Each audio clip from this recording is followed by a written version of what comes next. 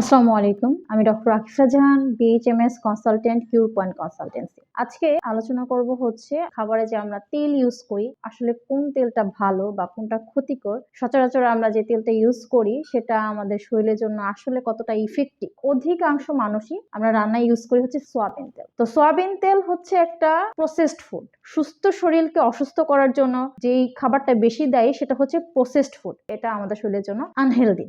এই process soybean তেল উচ্চ তাপে এবং উচ্চ চাপে অনেক কেমিক্যালের সংস্পর্শে এবং এটাকে হিট দিয়ে তৈরি করা হয়। যখন কোনো তেলে তাপের সংস্পর্শে এনে এটাকে তৈরি করা হয় সেটা আমাদের শরীরের জন্য আনহেলদি বা অস্বাস্থ্যকর। দীর্ঘদিন পর্যন্ত যদি আপনি ইউজ করে থাকেন রান্নার ক্ষেত্রে আস্তে আস্তে আপনার শরীরে বিভিন্ন ধরনের ইনফ্লামেশন তৈরি হবে। যখন এই ইনফ্লামেশন আস্তে আস্তে ক্রনিক ইনফ্লামেশন হয়ে যাবে তখন আমাদের বিভিন্ন ধরনের ক্রনিক ডিজিজ গুলো তৈরি হবে, গ্যাস্ট্রিকের সমস্যা তৈরি হবে। একদিকে তারা সয়াবিন তেল খাচ্ছে, সয়াবিন তেল খেয়ে গ্যাস্ট্রিকের সমস্যা করছে, পরবর্তীতে সেই গ্যাস্ট্রিকের সমস্যাকে ট্যাগেল দেওয়ার জন্য তারপরে তারা হচ্ছে গ্যাস্ট্রিকের মেডিসিন খাচ্ছে। তাদের বিভিন্ন ধরনের সাইড ইফেক্ট তৈরি হয়। ফ্যাটি লিভার হচ্ছে এই সয়াবিন তেল কন্টিনিউ গ্রহণ করার কারণে। যেটা বেশি গুরুত্বপূর্ণ সেটা হচ্ছে আমাদের হৃদরোগের ঝুঁকি থাকে। তাহলে আপনি সুস্থ কিভাবে থাকবেন? সকলেরও উচিত সয়াবিন তেলটা বর্জন করা। স্বাস্থ্যের জন্য যেহেতু ক্ষতিকর সেই জন্য আমরা এটা বর্জন করব। অন্য যেই তেলটা আমাদের জন্য হেলথের জন্য ভালো সেটা ইউজ করবো। তাহলে সেটা কি ইউজ করতে পারি? যেমন হচ্ছে কোল্ড প্রেসড কোকোনাট অয়েল, তারপর হচ্ছে কাঠের ঘানি ভাঙা যে সরিষা তেলগুলো আছে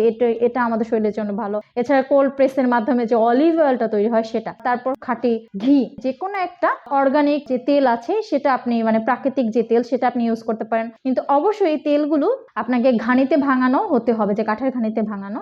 এটা আপনার স্বাস্থ্যের জন্য অনেক ভালো। একে তো এটাতে আপনার রান্নার যে স্বাদ সেটাকে বাড়িয়ে দিবে এবং আপনাকে সুস্বাস্থ্য নিশ্চিত করবে। অক্সিডাইজ হয় না, এজন্য এগুলো আমাদের শরীরের জন্য খুবই ভালো। এই তেল থেকে আমরা গুড ফ্যাট গুলো পাই। অবশ্যই আপনারা রান্নার তেলের বিষয়ে সচেতন হন এবং যেই তেল আপনাদের জন্য ক্ষতিকর সেটা বর্জন করে যেটা আমাদের শরীরের জন্য হেলদি আমরা সেটাকেই গ্রহণ করব। সবাই সুস্থ থাকবেন, ভালো থাকবেন। আজকে এই পর্যন্ত। আসসালামু আলাইকুম।